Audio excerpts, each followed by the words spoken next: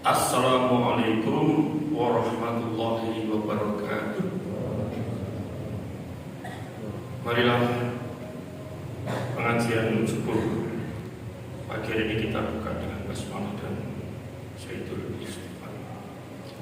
Bismillahirrahmanirrahim. Allahumma anta rabbi la ilaha illa anta khalaqtani wa ana ala ahdika mastata'tu wa bika min syarri ma sana'tu wa a'udzu bika min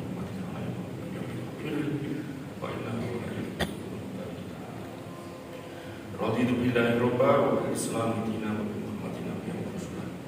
Rabbi zidni ilma warzuqni fahma. Alhamdulillah wassalatu wassalamu ala Rasulillah. Asyhadu an la ilaha illallah wa asyhadu anna Muhammadan abduhu wa rasuluh. La haula wa la quwwata illa billah. Jamaah subuh yang calon dirahmati Allah SWT, salawat dan salam semoga senantiasa tercurahkan kepada junjungan kita Nabi Muhammad SAW. Bapak Ibu jamaah, perlu saya perkenalkan karena saya orang baru stok lama. Jadi saya tinggal di Jogokarian itu tahun 1975. Kira-kira 47 tahun yang lalu. Jadi ketika saya waktu masih 5 SD. Jadi saya sempat jadi pengajian anak-anak Jogokarian, tumbuh jadi remaja di Masjid Jogokarian. Alhamdulillah sempat jadi ketua remaja Masjid Jogokarian. Tapi sudah lama saya tidak naik podium ini karena ada tugas lain. Setelah saya S2 lulus, kebetulan saya menjadi pegawai negeri di Dinas Pendidikan Provinsi DIY. Baru 3 tahun diminta ke Kementerian Agama.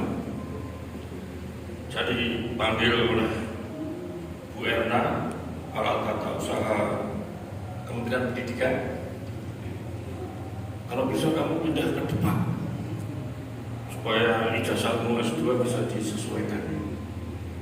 Lalu saya izin gubernur ke Jakarta, izin menteri untuk pindah ke Departemen Agama waktu itu, dan sekarang jadi Kementerian Agama.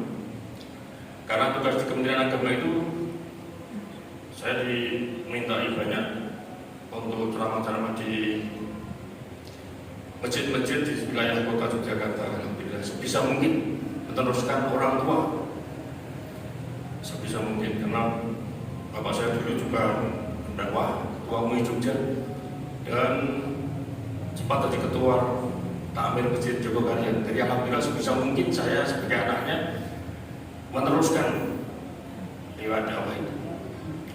Bapak Ibu jamaah sekalian rahimakumullah, kita bersyukur sekali. Saya sudah kira-kira 16 tahun yang lalu saya dulu sempat khutbah Jumat, orasi di podium ini. Alhamdulillah sekarang bisa bertemu Bapak Ibu jamaah sekalian, warga Jogokarian dan tamu-tamu yang di Masjid Jogokarian. Qadarullah, ini izin Allah. Alhamdulillah, kita bersyukur. Jadi jamaah subuh yang saya hormati, yang penting kita bersyukur pada Allah, kita sudah menjadi orang yang beriman. Sebab orang yang beriman kepada Allah mengakui bahwa Allah Tuhan kita. Pasti kita nanti mudah menyatakan Raditu billahi robba, saya rela Allah menjadi Tuhan dan Nabi Muhammad adalah utusannya. Agama Islam jadi agamaku, itu insya Allah setengah kunci masuk surga sudah kita pegang. Lalu tinggal setengahnya lagi harus kita cari. Apa itu setengahnya? Yaitu setengahnya masuk surga itu setelah iman, rangkainya adalah amal soleh. Semua perbuatan baik di dunia ini kalau dikumpulkan itulah amal soleh. Jadi perbuatan ma'ruf, perbuatan khair yang lebih baik, perbuatan ahsan apalagi yang lebih baik lagi, itu semuanya disebut soleh. Maka dan Rasulullah pernah menyatakan bahwa umatku, umat Nabi Muhammad akhir zaman ini pasti masuk surga, kecuali yang tidak mau. Siapa yang tidak mau? Apakah yang ada tidak mau? Ya, yang tidak mau tunduk taat pada Allah dan Rasulnya. Termasuk yang mencoba merubah-rubah tata cara ajaran Rasulullah yang sudah diberikan.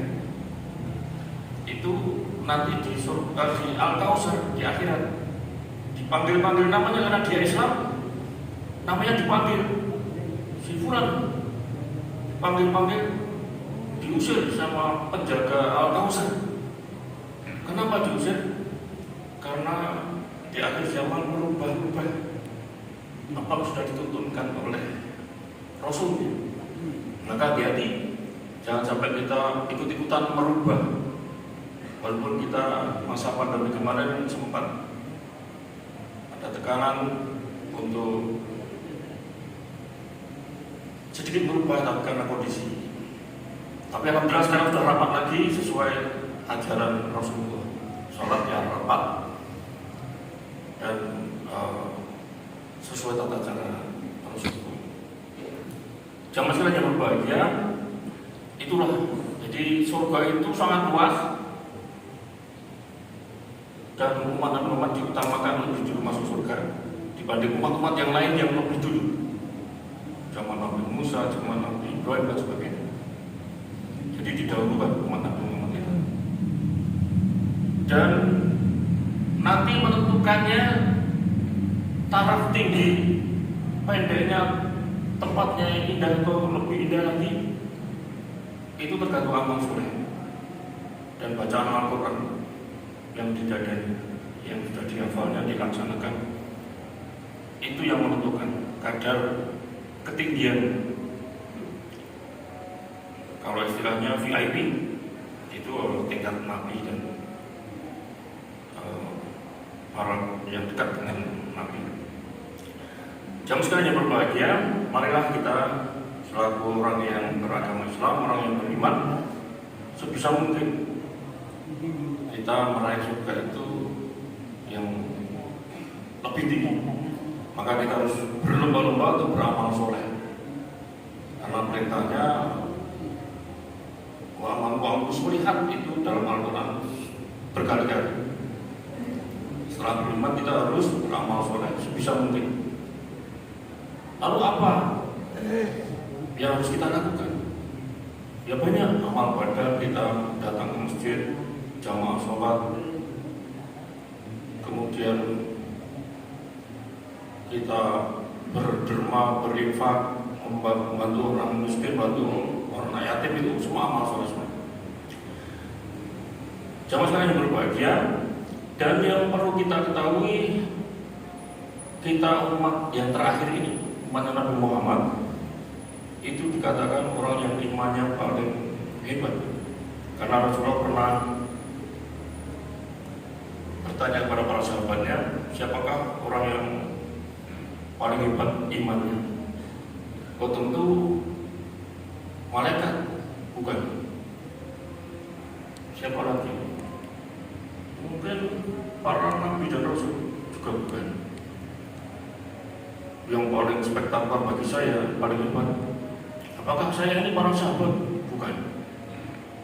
Ternyata Rasulullah menyatakan orang yang paling hebat imannya itu orang yang sepeninggal para sahabat. Orang-orang sekarang akhir zaman yang tidak pernah ketemu Nabi Muhammad, tapi iman dan percaya, membela nabinya sebegitunya hebatnya. Seperti kamu membela saya. Mereka belum pernah ketemu dengan saya, tapi dia iman. Itulah yang disebut imannya spektakuler, yang paling hebat menurut Rasulullah. Maka saya kangen, saya ingin ketemu mereka. Dalam hadis riwayat yang sangat sahih, riwayat Tabrani. Jadi kita umat akhir zaman ini dihidupkan oleh Rasulullah, karena kita tidak pernah bertemu, tapi kita percaya dan yakin dan melaksanakan apa yang diperintahkannya. bahkan membela ketika Rasulullah dinistakan.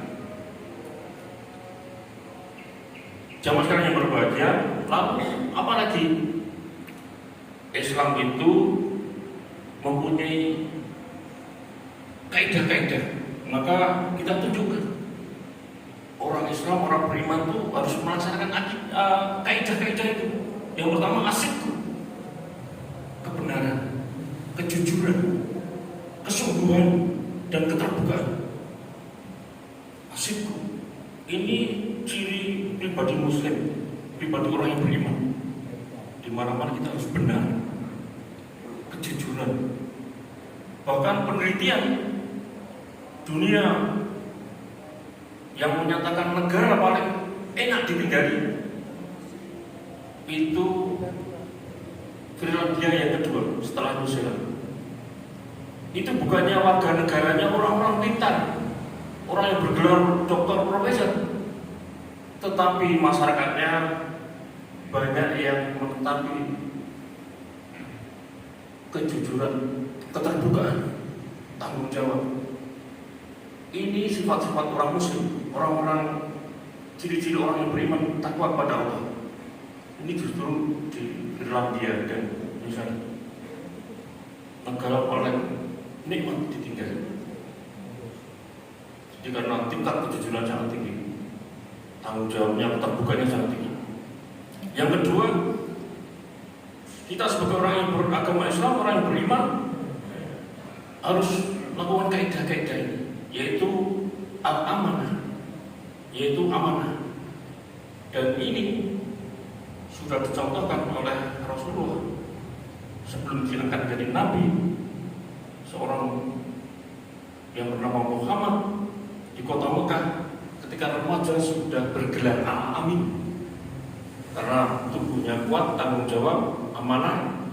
Bahkan orang-orang Yahudi, orang-orang yang bukan beragama Islam, kalau mau bepergian keluar kota, titipnya pada Muhammad ketika masih remaja. Karena ketika dia datang lagi, apa yang dititipkan, baik itu emas, permata, harta, itu selalu siap siaga diserahkan. Gelar Al-Amin itu sudah sebelum diangkat jadi Nabi. Dan ini harus menjadi ciri kehidupan umat Islam, orang yang beriman, al-amanah. Karena Rasulullah menyatakan la dinu liman la amanatahu lah. Tidak ada agama bagi orang yang tidak amanah. Maka hati-hati kita kalau dititipi, bahkan dititipi salam saja, kalau bisa kita sampaikan amanah. Yang ketiga, ciri seorang orang yang beragama Islam harus melaksanakan keimanannya dan Islamnya, yaitu al-adalah, bersikap adil dan berlaku adil. Itu sudah menjadi pribadi setiap Muslim. Karena Allah sudah menyatakan dalam surat Al-Maidah, "Idilu wa aqrabu lit-taqwa." Adilah kamu, berbuat adilah kamu, karena ia lebih dekat kepada takwa. Jamaah sekalian yang berbahagia, apalagi kaidah-kaidah Islam yang kita sebutkan tadi itu membawa keberuntungan bagi kita. Rasul pernah bersabda, al-amanati tatslibur rizqo wa hiyanati tatslibu faqro. Sifat amanah itu akan menarik, mendatangkan rezeki bagimu, dan sifat khianat itu akan menarik, melahirkan kefakiran. Jadi ini harus kita camkan dalam dada setiap pribadi Muslim, bahwa sifat-sifat ini harus berada dalam diri kita. Sebisa mungkin kita berbuat aman, karena itu akan mendatangkan, menarik rezeki bagi kita. Jamaah sekalian yang berbahagia, karena waktunya dibatasi, saya hanya berpesan saja, jadilah kita selama hidup dan kehidupan di muka bumi ini menjadi pemenang kehidupan sesungguhnya. Jadi bersyukurlah apa yang sudah kita dapati, sudah kita nikmati karena kita tidak pernah tahu apa yang akan terjadi esok pagi. Ketika lahir di dunia, kita semua manusia, tangan kita kosong, tidak bawa apa-apa. Dan ketika pergi pun kita dari dunia ini, tangan kita kosong. Oleh karena itu, jangan sombong karena kaya dan berkedudukan, tetapi juga jangan minder karena miskin dan hina. Bukankah kita semua hanyalah tamu? Semua milik kita itu hanya pinjaman Allah SWT. Jadi tetaplah rendah hati, seberapa tinggi kedudukan kita, tetaplah percaya diri seberapapun kekurangan kita. Sebab yang kita bawa kelak adalah hanya pahala dan dosa perbuatan yang kita laksanakan, dipertanggungjawabkan di depan Allah SWT. Ketika datang di dunia ini, kita diiringi tangis, dan ketika pergi pun kita akan diiringi tangis. Maka jadilah pemenang kehidupan yang sebenarnya. Orang yang menjadi pemenang kehidupan sesungguhnya itu adalah mereka yang tetap sejuk di tempat panas, tetap manis di tempat yang pahit, tetap merasa kecil walaupun sudah menjadi besar, dan tetap tenang walau di tengah badai yang paling hebat sekalipun. Semoga kita termasuk orang-orang yang beriman, takut kepada Allah, dan insya Allah kita akan mendapat syafaatnya dari Rasulullah. Amin. Barakallah. Assalamualaikum warahmatullahi wabarakatuh.